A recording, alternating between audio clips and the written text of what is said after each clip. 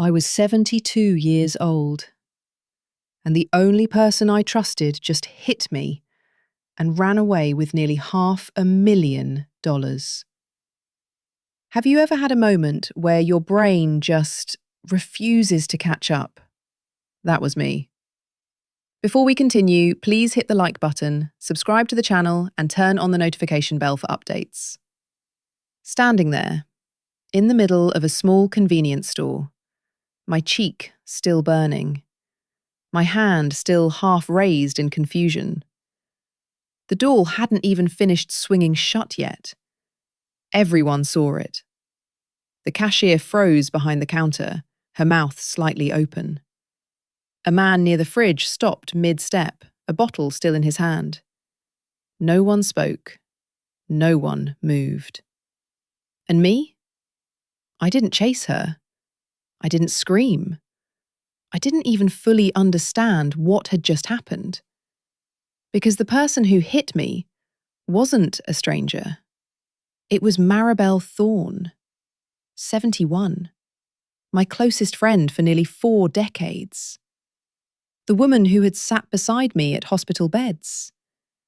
The one who remembered my late husband's birthday every single year. The one I trusted with everything I had left in this world. And just seconds earlier, we had been laughing. You see, it was supposed to be a small, forgettable moment. A lottery ticket I almost didn't even check. But the numbers matched. Every single one. $480,000. Not the kind of money that makes headlines, but at my age, it changes everything. It buys time, security, peace. And Maribel was right there when I realised it. Watching. Too closely, now that I think about it. Her eyes didn't light up the way you'd expect. She didn't hug me, didn't laugh. She stared. Then she said something simple. Let me hold it. And I did. Because why wouldn't I? That's what you do when you trust someone. But the moment that paper left my fingers, something shifted. Her grip tightened. Her expression changed. And before I could even ask what was wrong, she struck me. Hard. Snatched the ticket and ran. No hesitation, no confusion, no apology. Just certainty. And that's the part I can't shake. Not the pain, not the money, but the look on her face as she left. Because it wasn't panic. It wasn't desperation. It was something far worse. It was like she believed the ticket already belonged to her. And the more I replay that moment, the more I realise this didn't start in that store. Something had been building long before that slap, something I didn't see, and maybe something I was never supposed to. This didn't begin with the lottery ticket. It began with a question I didn't take seriously. Let me take you back just a few hours earlier. That morning felt ordinary, comfortably ordinary. Maribel and I sat across from each other at my small kitchen table, the same place we'd shared tea every Thursday for years. The kettle whistled softly. The curtains swayed just enough to let in the spring air. Routine. Predictable. Safe. She stirred her tea slowly, watching the spoon circle the cup longer than usual. Then she asked, almost casually, "If you ever came into money, would you tell anyone?" I remember laughing. Who would I tell besides you? It was meant to be light, obvious, a given. But she didn't laugh back. Instead, she tilted her head slightly, studying me. Some people change when they get lucky, she said. Or maybe they show who they really are. It felt like one of her strange philosophical moods. Maribel had those sometimes, quiet, thoughtful, a little intense. So I brushed it off. We finished our tea, talked about nothing important. The weather, a neighbour's barking dog, the same small details that had filled our conversations for decades. And yet, something felt just slightly off. Not enough to alarm me, just enough to notice if I had been paying closer attention. Later, when we walked to the convenience store, it was her idea. "Let's stop in," she said. "Try your luck for once."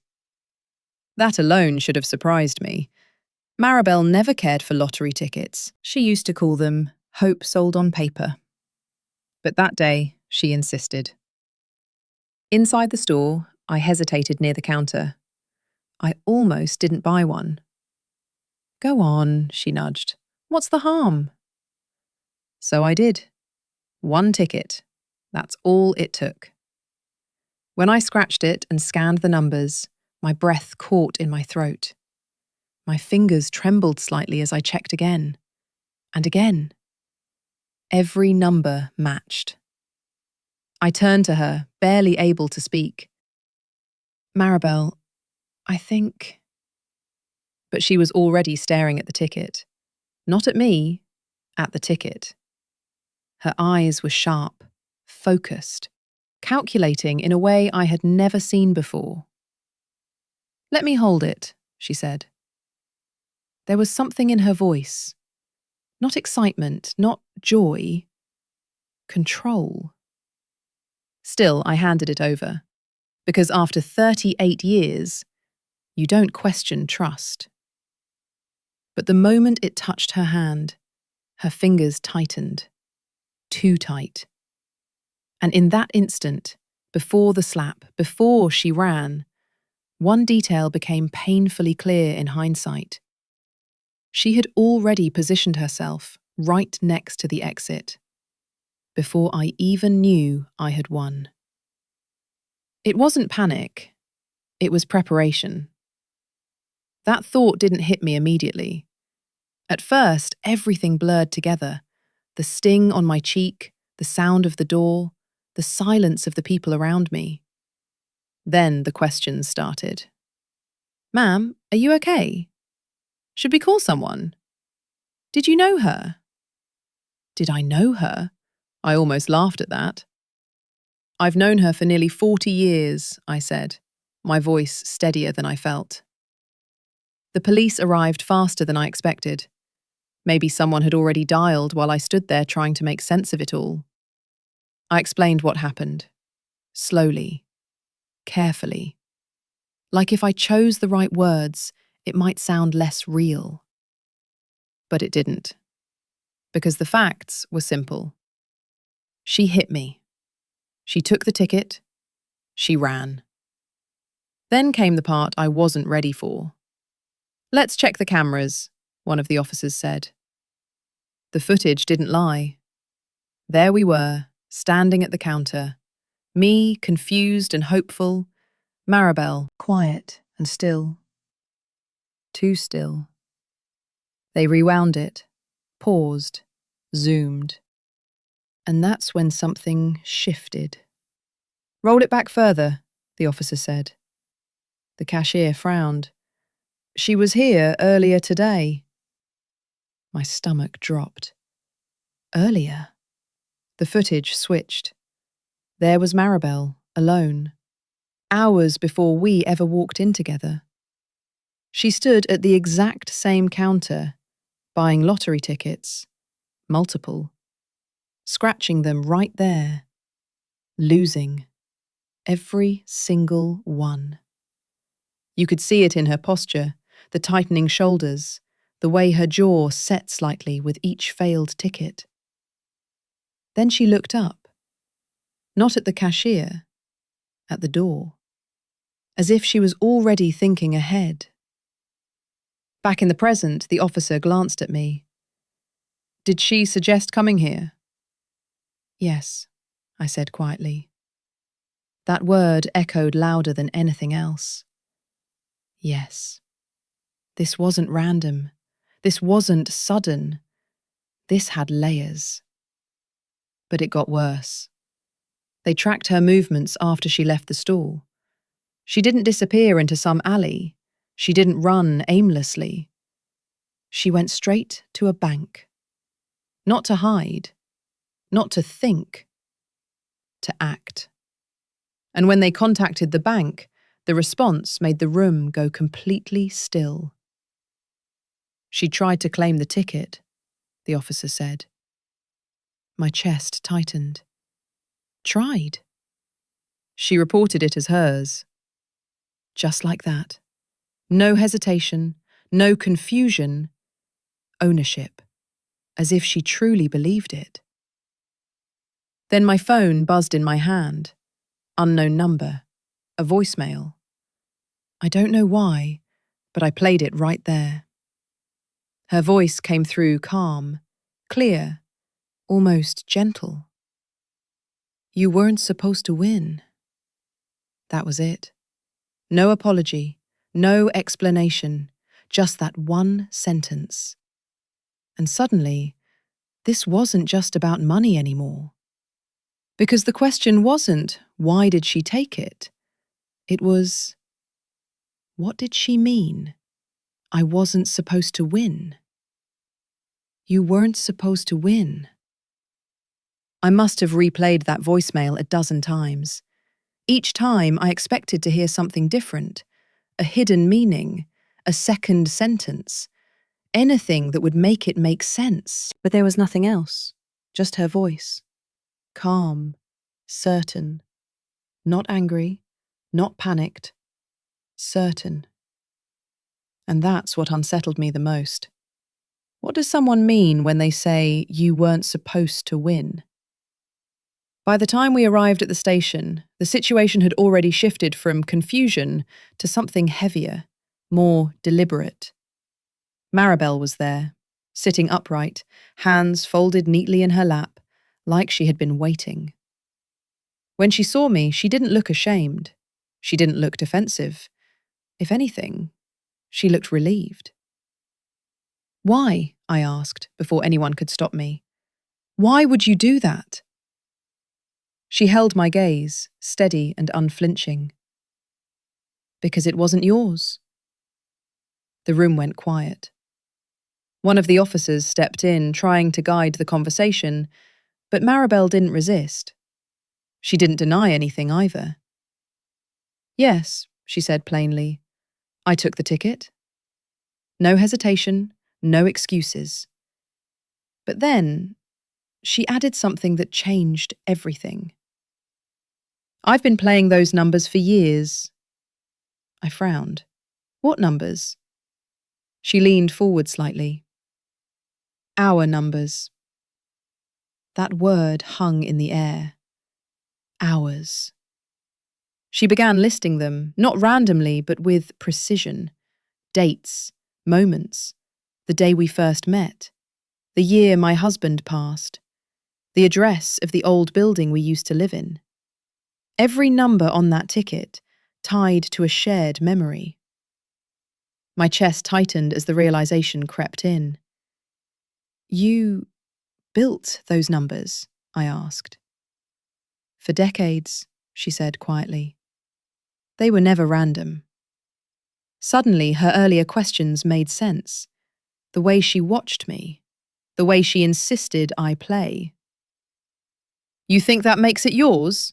One officer asked sharply. Maribel didn't even look at him. I don't think, she said. I know. Her voice didn't rise. It didn't crack. It stayed level, controlled. As soon as I saw her holding that ticket, she continued, glancing at me, I knew something had gone wrong. Wrong. Not unfair, not unlucky. Wrong. Like reality itself had slipped out of place. I didn't steal it, she said finally. I corrected it. The officer across the table exchanged a look with his partner. Because now, this wasn't just a theft. It was something far more complicated. belief, ownership, obsession. And as the weight of her words settled over the room, one thing became painfully clear. This wasn't going to end with a simple explanation or a simple outcome. So, what really happened? That's the question everyone kept asking. And in the end, the answer was both simpler and heavier than anyone expected. The investigation didn't take long once all the pieces were laid out. The security footage confirmed it clearly. I purchased the ticket. I held it first. The moment of transfer was visible, and so was the assault. The timeline matched perfectly. Legally, there was no debate. The ticket was mine. Maribel's claim that the numbers were hers because they were built from shared memories didn't hold up in any legal sense. It explained her thinking, but it didn't justify her actions. The voicemail didn't help her case either. You weren't supposed to win. To the investigators, that wasn't confusion. That was intent. Premeditation didn't mean she planned the exact moment, but it showed something had been building long before that day. Her earlier visit to the store, the losing tickets, the fixation. It all painted a clear picture. She hadn't snapped. She had crossed a line she had been approaching for a while. Maribel was charged with assault and theft. No dramatic courtroom scene, no drawn-out trial. She accepted a plea: probation, mandatory psychological counselling, and a strict restraining order. And just like that, 38 years of friendship were reduced to legal paperwork and distance measured in yards. But the consequences didn't stop there. Word spread quickly.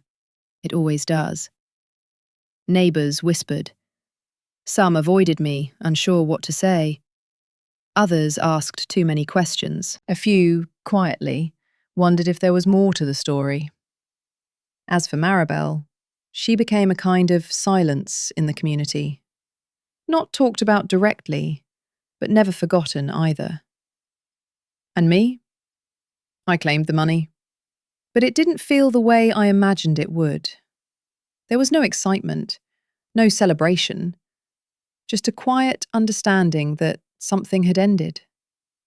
I used part of it to leave. A small town, new streets, no history, no shared memories tied to numbers. And now, some mornings, I sit on a bench with a cup of tea, watching strangers pass by. No expectations, no assumptions, just distance. Because at 72, I learned something I had never truly understood before. It's not the money that changes everything. It's the moment you realize you didn't lose what you thought you did. You lost something far deeper. And somehow, you're still the one left standing.